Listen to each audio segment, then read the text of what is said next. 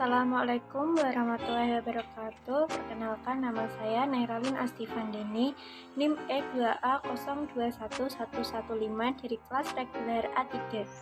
Di sini saya akan mempresentasikan mengenai fungsi-fungsi manajemen. Sebelum membahas tentang fungsi-fungsi manajemen, saya akan memberikan penjelasan mengenai pengertian manajemen. Kata manajemen berasal dari bahasa Prancis kuno manajemen, yang memiliki arti seni melaksanakan dan mengatur. Dalam bahasa Inggris, kata manage berarti mengendalikan atau mengelola. Secara umum, pengertian manajemen merupakan suatu seni dalam ilmu dan pengorganisasian seperti menyusun perencanaan, membangun organisasi dan pengorganisasiannya, pergerakan, serta pengendalian atau pengawasan. Bisa juga diartikan bahwa manajemen merupakan suatu ilmu pengetahuan yang sistematis, agar dapat memahami mengapa dan bagaimana manusia saling bekerja sama agar dapat menghasilkan sesuatu yang bermanfaat bagi orang lain maupun golongan tertentu dan masyarakat luas. Unsur-unsur manajemen. Untuk membentuk sistem manajerial yang baik dibutuhkan unsur-unsur manajemen di dalamnya. Semua unsur tersebut saling melengkapi satu sama lain, dan jika satu di antara unsur tersebut tidak ada, bisa berimbas pada hasil keseluruhan pencapaian suatu organisasi. Unsur-unsur manajemen antara lain, yang pertama adalah manusia, yang kedua adalah uang, yang ketiga adalah bahan, kemudian yang keempat adalah mesin, yang kelima adalah metode, dan pasar. Memiliki beberapa tujuan, yaitu yang pertama mendapatkan hasil maksimal dengan upaya dan sumber daya minimum. Yang kedua, kesejahteraan maksimum untuk pimpinan maupun karyawan. Yang ketiga, meningkatkan efisiensi faktor-faktor produksi, dan yang keempat adalah perbaikan manusia dan keadilan sosial. Prinsip manajemen. Henry Fayol, ilmuwan yang pertama kali menerapkan fondasi ini untuk manajemen ilmiah modern. Konsep-konsep yang dia gagas disebut prinsip manajemen. Prinsip ini adalah faktor yang mendasari manajemen yang sukses dalam sebuah organisasi.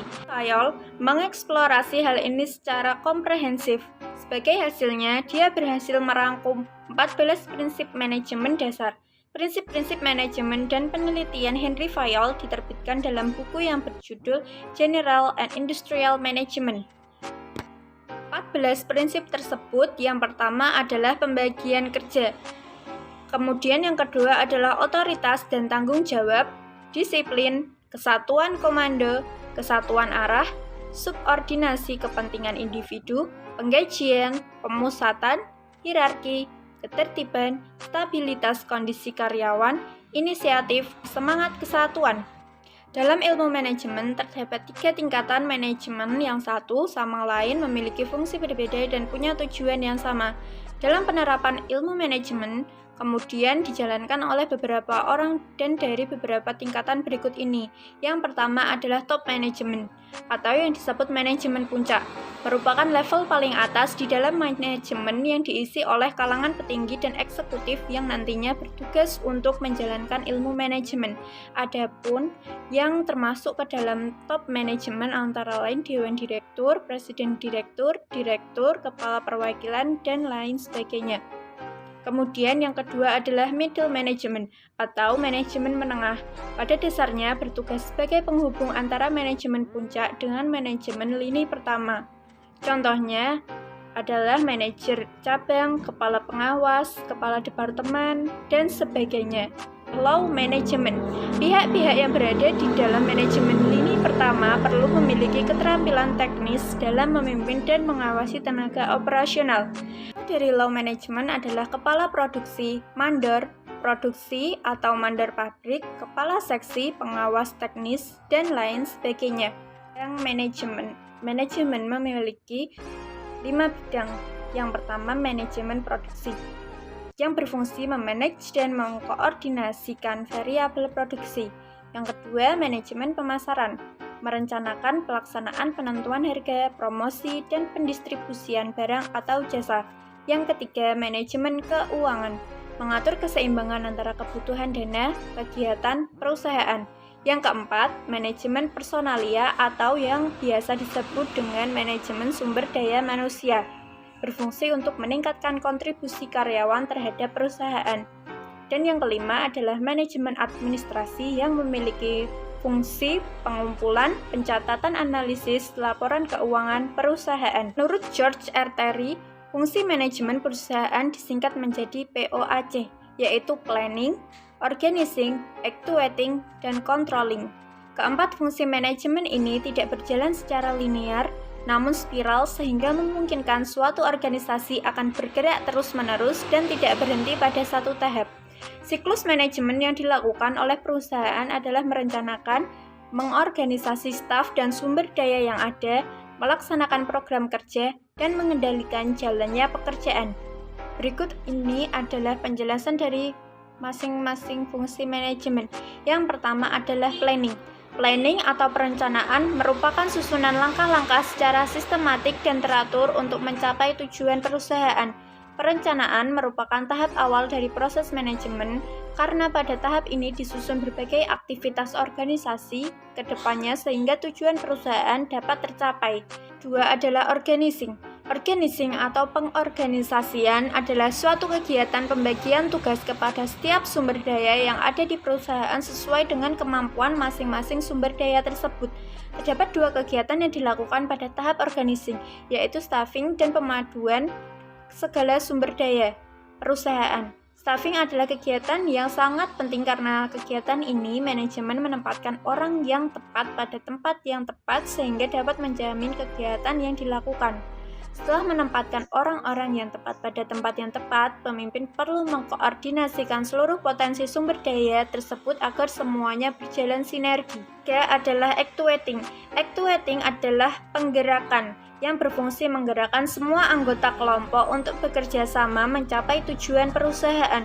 Tahapan ini terdiri dari kepemimpinan dan koordinasi, yaitu pemimpin perusahaan memimpin setiap sumber daya yang ada untuk bekerja sesuai dengan perencanaan yang telah ditentukan sebelumnya, dan mengkoordinasi agar kerjasama ini dapat dilakukan dengan harmonis.